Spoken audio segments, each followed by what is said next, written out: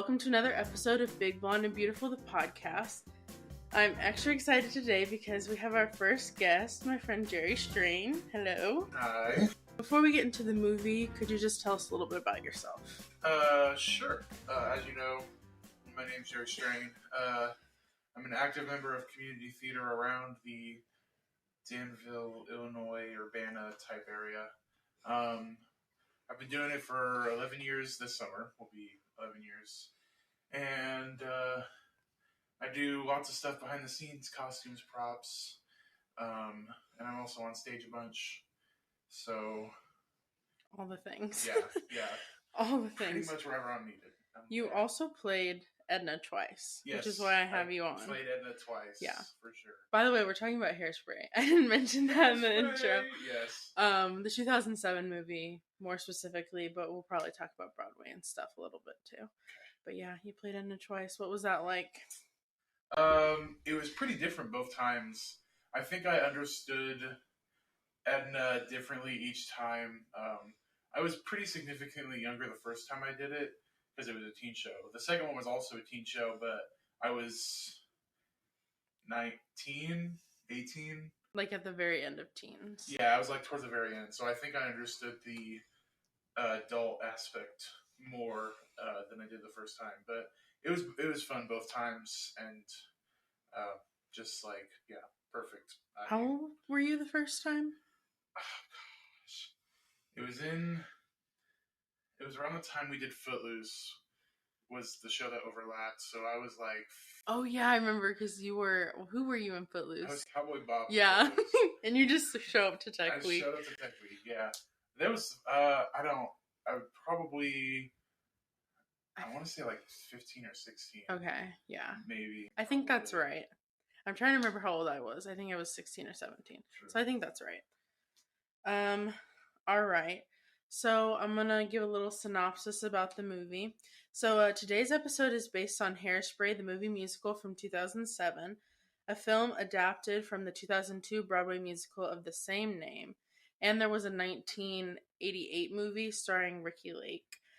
Music was written by Mark Shaman and Scott Whitman. Hairspray follows plucky teen Tracy Turnblad as she chases big star dreams while fighting for racial equality amid the turbulent civil landscape of 1960s Baltimore. This movie features a cast of recognizable faces like James Marsden, Michelle Pfeiffer, Queen Latifah, Christopher Walken, Zac Efron, Amanda Bynes, and of course John Travolta in drag as Edna Turnblad. And the film also familiarized the world with a newer talent, including Elijah Kelly, Brittany Snow, who I don't think was that new, but that's what it said, True. And Nikki Blonsky in the lead role of Tracy. Which, isn't it like a common thing to cast someone new as Tracy? I think so. I think it's pretty common that happens. I know they did that for the live. Yeah, I think they did it for the live, and like even the new Tracy that's on tour with. Oh, I've seen her TikToks. Now, I think she's leaving the tour. She is sadly. Sad. I don't remember her name. I wish I remembered her name. Nikki Metcalf, I think is her Nikki Metcalf. Nikki Blonsky. Nikki. There you go. But yeah. All right. So our first topic on the agenda is, what do you think of the movie as a whole? I think it's a good adaptation of Hairspray, specifically the musical version of Hairspray. I think it's pretty true to that. I think it's, well cast, obviously. Mm-hmm. It's a good movie, and even though John Travolta as Edna, he's great in the role. But the fact that he's not a bigger person is a little a little ish off to me. Mm-hmm. But I think it's a great movie. Every time I watch it, I love it. So, and I enjoy it. Was he super skinny back then? I know that he was skinny when he did Grease. I feel like he's gained weight as he's gotten older. He's gained weight, but even back then, I remember the fat suit they put him in was pretty big. Yeah. Like he was pretty skinny still, I think. Mm-hmm. Yeah. I also love the movie. I think overall it's positive when I think about it. I mean, I feel like the most controversial thing's probably the civil rights aspect in the fact that it focuses on like a white girl. Yes, yeah. The white Like, savior thing is yeah. totally, even since the original movie, has totally been like the problem with that show.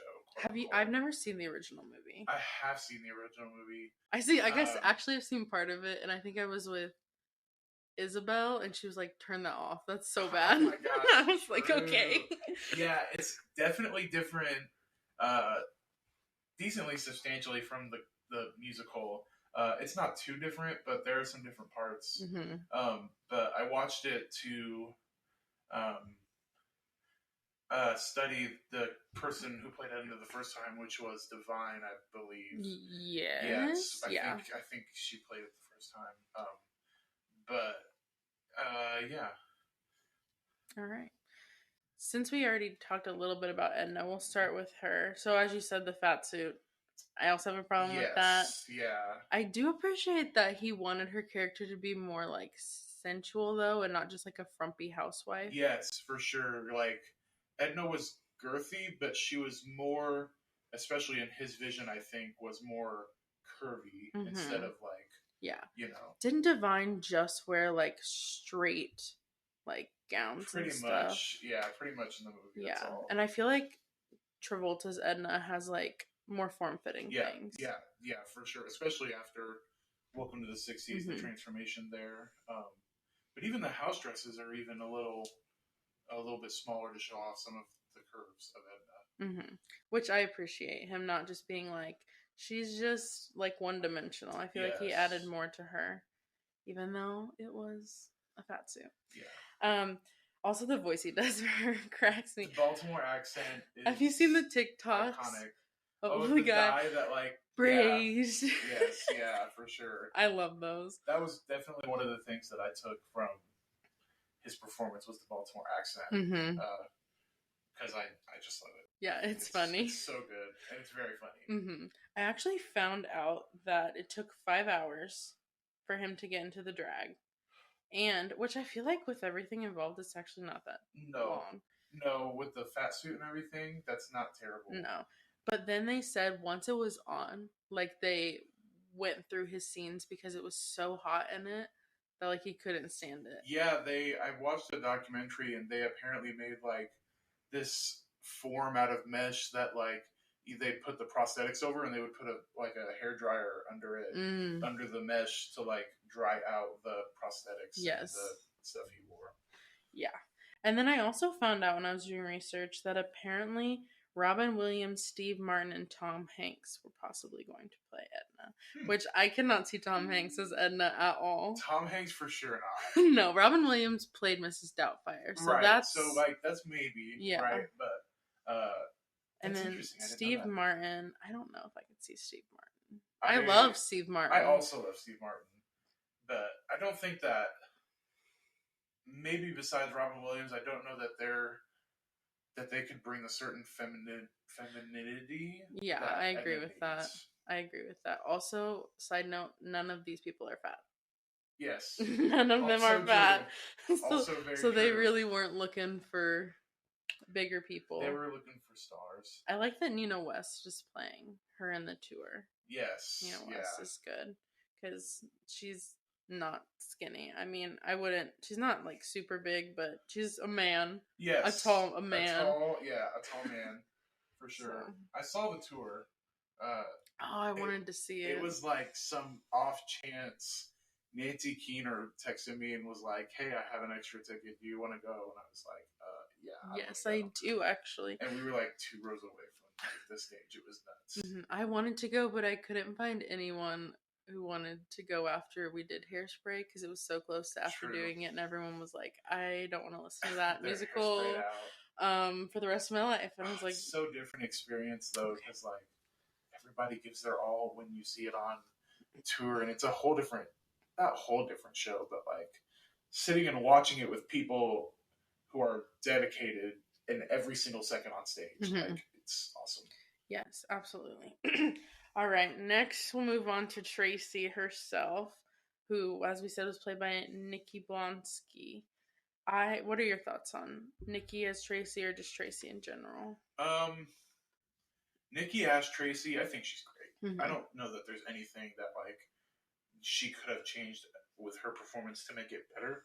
Um, I thought she, especially for her first time doing any acting, Yeah, being like, on a movie set at all. yeah, Yeah. like she was, especially with all the stars that were lined up next to her, like she definitely stood out and packed that punch that Tracy needed. I think Tracy's a good character. Um, I think that I don't know. It's just like that one thing in the show that's like the writers try to make it really not seem that way, but like the white savior thing is Mm-hmm. definitely like a Yeah. thing. Her lines don't imply it, and Mm-mm. they try to keep it very like I'm doing this because like it's the right thing to do, and I don't want the credit for what I do, but Yeah. it's still there.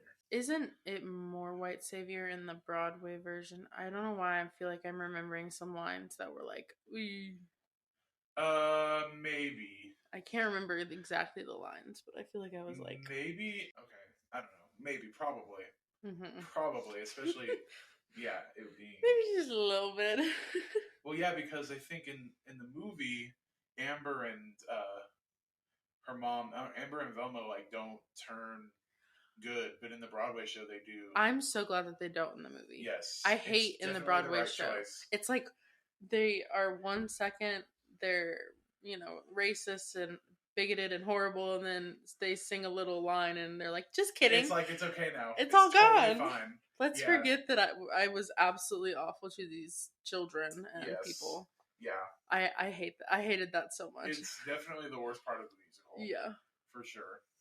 But Amber does kind of stand off to the side in the movie and is kind of looking like, maybe this isn't so bad. I don't mind that. True, yeah. It's not as like fake.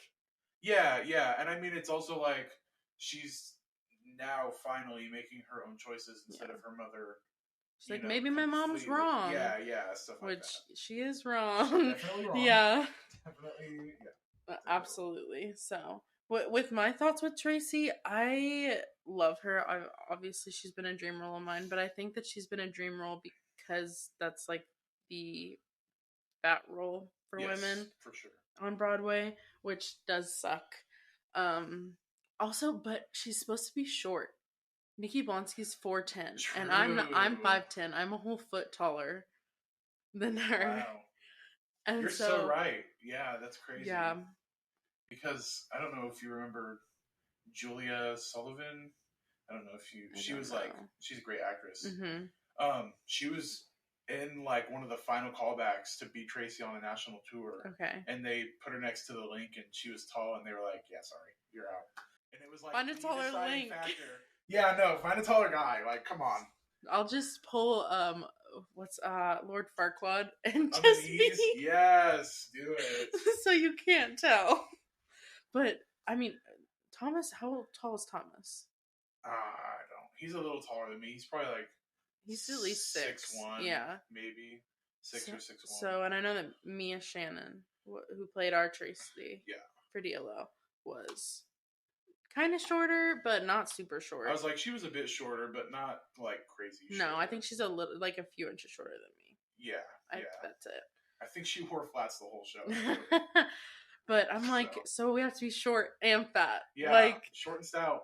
Like I'm not short, so that so that would probably not work. Maybe in local theater. Could find a tall Link. Just find taller guys. Yeah, seriously. All right.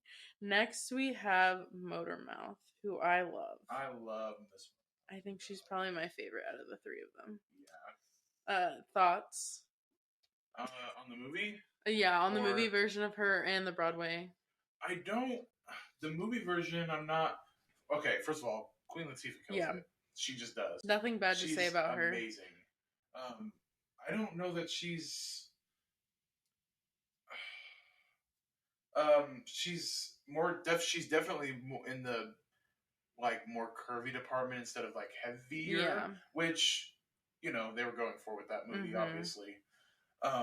But she was definitely like she's tall and she's bigger. she'd probably be considered more like mid-size. Yeah. Which is a broad term. It's hard to like pin down. It's for sure a broad term. But no, she kills it. And Motormouth Mabel as a character is just like amazing. I love her. She's besides Edna, I think she's like even Edna, like she's the mother of all mothers. Is who Motormouth Mabel is. I feel like she even is like a mom to Edna. Yeah, she's like, for sure. Hey, be fat. It's okay. She's like, come on, girl, like get that confidence up. Yes, I do agree that Queen Latifah is not like super heavy set, but I think she's what I called, and I talked about this in the first episode, industry fat, which is like anyone like a size 8 or lower. True. I mean, or above. Above, yeah, that's a good term. I'm gonna talk about movies on here where people were like, they're fat. I think before this one comes out, the episode before, I'm gonna talk about Carmen from Sisterhood of the Traveling Pants. I don't know if you've ever seen that movie. It's very much a chick flick. I have not. But she's Hispanic and she has a little bit of curve to her. Like she has boobs and a butt. And they made her like, she's the biggest person ever. Oh my gosh, she can't fit into her stepmom's bridesmaid's dress that she picked out for her. It's the whole thing. And so, yeah, that's definitely a problem. But I don't mind Queen Latifah playing Motormouth. And I think Jennifer Hudson's kind of in the same boat with the live version. Yes. When I saw it on tour, the Motormouth was pretty skinny. Oh, she was? I was going to ask you. I think it was the understudy. I think I saw an understudy. I could be wrong. Still, you should have a skinny understudy. She was pretty skinny. Is Motormouth? She is characterized as being big. Because literally your song's Big, Blonde, and Beautiful, which is what I named the podcast after. Yes. True. But, yeah, so she is supposed to be bigger. So you shouldn't have a skinnier understudy. You should have people. Yeah, you should try to find the right body type.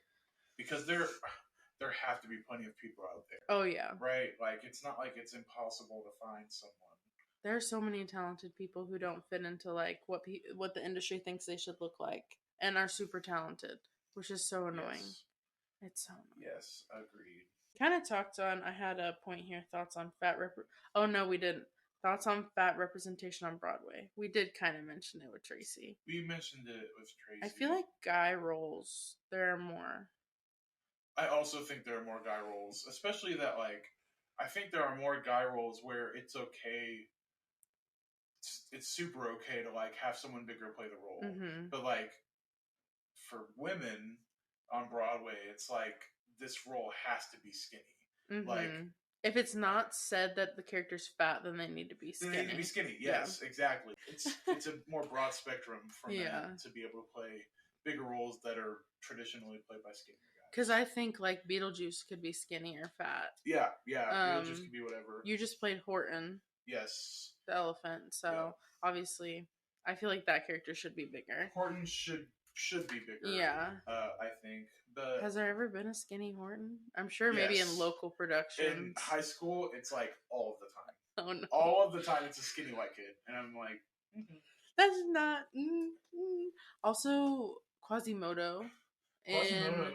In the video I've seen on YouTube, he's a skinnier guy, but you played him, and I also see him as being bigger. And in the animated, isn't he? In the animated, I mean, he's got a smaller lower body, but he's like got some pretty broad shoulders. Yeah. I mean, the argument for Quasimodo being able to be bigger was not. I mean, he wasn't fed much, but like he's ringing a bell. Mm-hmm. Like a big, like he's, he needs to be able to ring the bell without being like flown away by it. That's supposed to be the super heavy bunch of bells. So yeah, and so with women, I think of Tracy, and there's Effie in Dreamgirls. True. What's her name in? I can't remember her name right now. Martha. Oh yeah, and Heathers. Yeah, Martha Dunstock. Yeah, I got a call back for her when I always forget the new name of them. Dark Horse. Cottergrim. There you go. That one. Yeah, that one. I'm like, y'all should have just kept the name, because now I'm just like stuck with that. But I got a call back for her and I didn't get it. But It sucks though because she's like supposed to be the only fat one, and I want to play a Heather or Yeah, Veronica, and I right. feel like I can't. Yeah, yeah. It's like That's also a big it's problem. yeah. I was gonna say like not being able to be a Heather because we've never really seen a bigger Heather, and they have to be like the icon of beauty in the high school. So like, and Yeah, society like doesn't think bigger people are you know yeah, beautiful fit or that yeah. standard. Yeah. I think the only one who like could maybe be played off as bigger, and by bigger I mean like mid-size, is Heather Duke. There's like a whole storyline where she kind of has bulimia and is sensitive Oh, true. about You're so her right. appearance. So, but still, But uh, even yeah, I was gonna say even then it's still. perpetuating that she's trying to like make herself skinnier and all this other crap. So, yeah. Other than those ones, I literally can't think of any others. I was like, Motormouth, yeah, Tracy, Motormouth, Martha, Tracy, Martha. and Effie from Dreamgirls. That's it. Yeah, I mean that are written for bigger people Yeah. at hmm least. I do appreciate what Six the Musical is doing. I don't know much about that show. So what I are they went doing? and saw it. Period. They're like any body type, any gender, anyone can play any of these period. roles. That's awesome. So I really appreciate it. That is lovely. And the music's great. I highly recommend it. If you haven't listened to it, I do shall, recommend seeing. honestly. Like I need it's new so good. musicals to listen to. It's about the 6 wives of Henry VIII. If you didn't know. I think someone told me that one time. Yeah. I used to be obsessed with Henry VIII. Really? Like I used to, as a child, go on YouTube and watch like documentaries on oh my gosh, the 6 wives and everything. Dark. I don't know why. I was probably like 10 or 12. Oh my gosh. And I decided that's what I'm gonna spend my time doing. That's it. That's the one. All right. So, any least favorite moments from the movie? I know we both love the movie, so.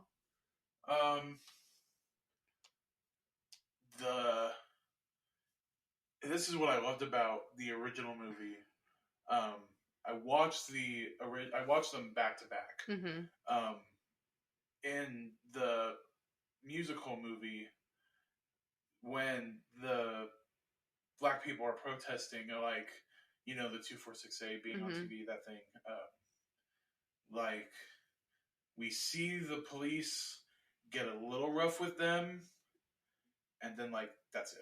Oh yeah. Like Tracy hits a cop on the head, and then she runs away, and like that's all we see of the whole thing. And we see like the black people banding together to like stop the cop from getting to her or something. But like in the original movie, like I was stunned because it looked like it was great. Like I don't want it to seem like I'm exaggerating, but it literally was like watching the like protests gone wrong. Mm-hmm. Like it looked like someone put that from like 2020, put it in black and white, and shut it on the screen. Which is sad that that's still going on. It's horrible. I think that's better though, because there's no way when they like linked arms to stop him from getting her that they wouldn't have like gotten their bats out and started. No, like they would have. It would have been beat bad. the crap out of them back in that day, and now it just shows very little of it. It shows very little of like the struggle of being black in the 60s. Yeah, other than just we want to dance on TV like everyone else. And like there's a lot of other things going on that not that that's not important, because obviously as this podcast shows, representation is very important. But it just is like we just want to be on TV and dance a little bit. Yeah, it just shows very little of that struggle. And you're like, okay, maybe other things. And then I put them my least favorite moment. I cringe every time. Is the detention where she spanks her butt. Gosh, I don't know why. It's not a bad part. Like, it's not a bad moment. I just get secondhand embarrassment.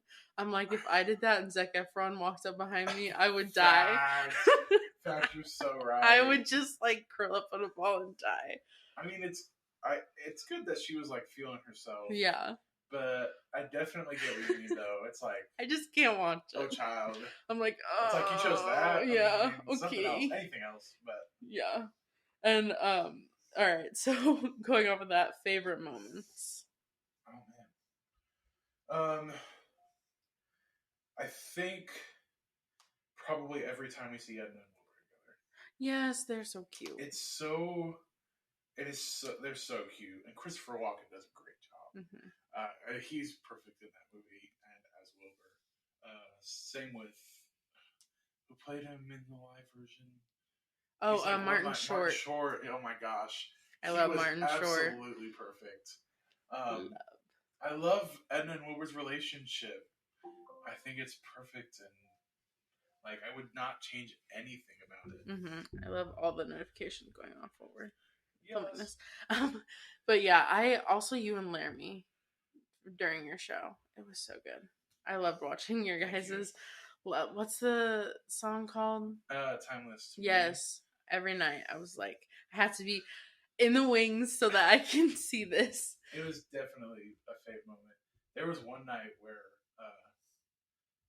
I think it was Sunday of the show, but like we did the scene before that, and Edna talks about like I had a dream once, and I wanted to design my own clothes and like make McCall's patterns for people who are plus size, and like there was one night I like felt it, and I started bawling on stage because of it, and like Laramie just naturally, like during the song when he started singing, he like wiped my tears away. Aww. And I was like, oh, like it was. That's so cute. It was a perfect duo. Didn't someone walk out during your performance one night? I thought I heard. Did they? If they did, I didn't know about it. Okay. They told me. Someone else might have told me. It might be. Or it might just be true, I was just saying, I wouldn't be surprised. In Danville, if you're listening to this in Danville, do better. Just saying. Danville, do better. Just saying. I put that one of my favorite moments. It's not. It's Penny when she says, "I am now a checkerboard chick," and then she kisses seaweed. I love that part. And James Marsden is very handsome. Yes, I do agree. Yeah, and I just love that. So overall, would you rate it as a positive fat representation or negative? Specifically, the 2007 movie.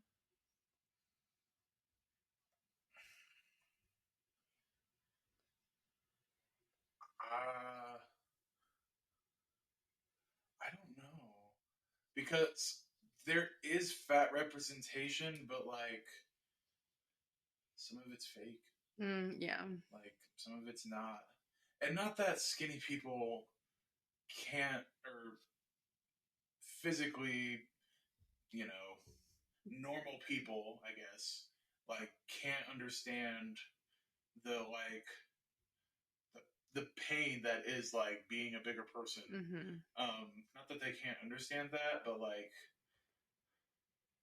I don't know, I feel like I don't think they can. I don't think they can relate that way. I mean, you can have pain in other ways from other things and bring it to it. But I don't think, unless you've been fat and then like lost a bunch of weight and you're skinny now, I guess I don't think you should be playing. True. I mean, yeah. Because like, it was being a costumer and making dresses and like costumes for myself. Like when Edna was like, I wanted to make McCall's Patterns, which is like a company that makes like costume and dress patterns and stuff like that. Like making McCall's Patterns for plus size people, I was like, I understood the hell out of that because there aren't that many plus size patterns out there. Like I usually have to end up modifying one I find or something similar of that. But yeah, I get, and I don't think even if you are a skinny person who does costuming, like, I don't think you can understand that pain that is like going to a Joann's and not being able to find a pattern in your size. Yeah.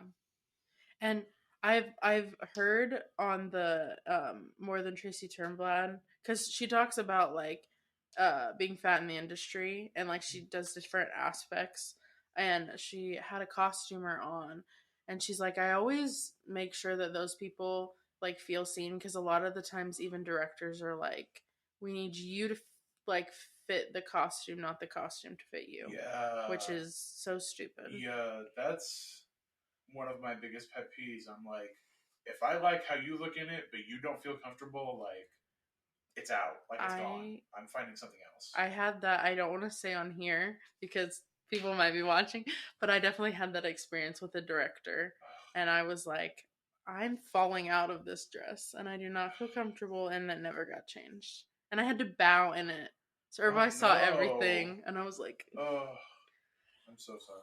normally this person's really good, but True. I was like, Yeah, it's not everything is out right now. Hmm. Yeah, it is hard though, because I've also had 2 times where I had to match with a skinny person what we were wearing, which is super That difficult. is super hard. One was in high school and one was for DLO.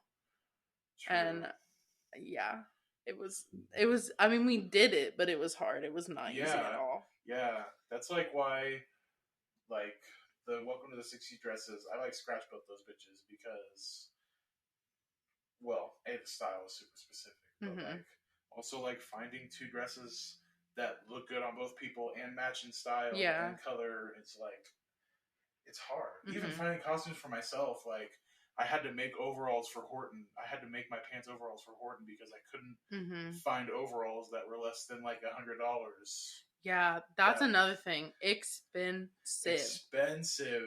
Seriously. It's ridiculous. Yeah, it is ridiculous. It's like if you're fat, you better have a lot of money because that's the only way you're gonna look good in anything. It's crazy because like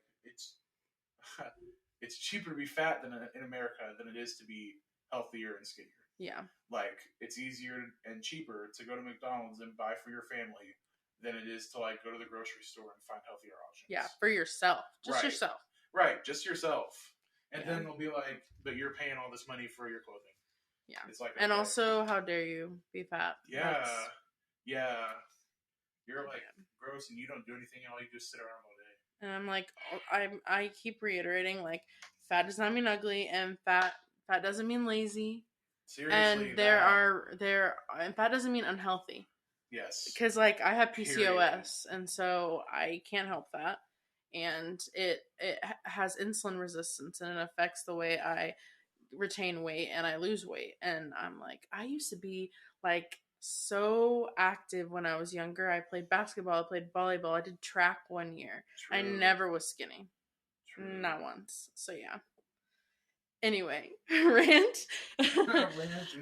over. I'd say overall, I think it's more positive. There can definitely be better. I'm hoping for better. It definitely doesn't shine like a negative light on it. No, so. I don't think so. I definitely wish that Edna would have been played by a fat person, even though John Travolta freaking kills it. Right. But other than that, I think it's pretty good. Yeah, I agree. All right. Obviously love it. So, yeah, we're theater nerds. I think you and I, out of all of our friends, are the most theater obsessed. Probably. We know the most. That's probably a pretty good assessment. Yeah. Assessment. Yes. Yeah. Thank you for the word. All right. Well, thank you for being here. Yeah. Is there anything you want to plug before I do our outro? Plug. Oh, yeah, man. Mr. Santa Jerry and all this stuff. Are you in anything right now? No. I don't plan to be in anything for like a while, actually. I don't plan to do any of like the upcoming DLO shows. I mean, I'm directing. Oh, yeah. A Christmas Story. A Christmas Story. If you're in Danville, see A Christmas Story. Yeah, if you're in Danville. Or Danville areas. The weekend before Thanksgiving. Like, mark it on your calendars. Oh, yeah. It'll put you in the holiday spirit. Heck yeah. But, no, I mean, yeah. I do Santa around the holiday time. Part of why I don't mind being a bigger person. I definitely fill out the suit. But yeah, that's a lot of fun. My Instagram is Santa of Danville, I think. You can check really quick. I was like, I guess I can check. Because I'll just slice stuff. Oh, true. I don't post much on my Instagram, but I'm going to start. I usually do it around the holidays. Yeah. Yeah, so Santa_of_Danville. And then my Facebook is Santa Jerry for Hire. You can message me on either thing if you need a Santa for any event. I'm also downtown usually.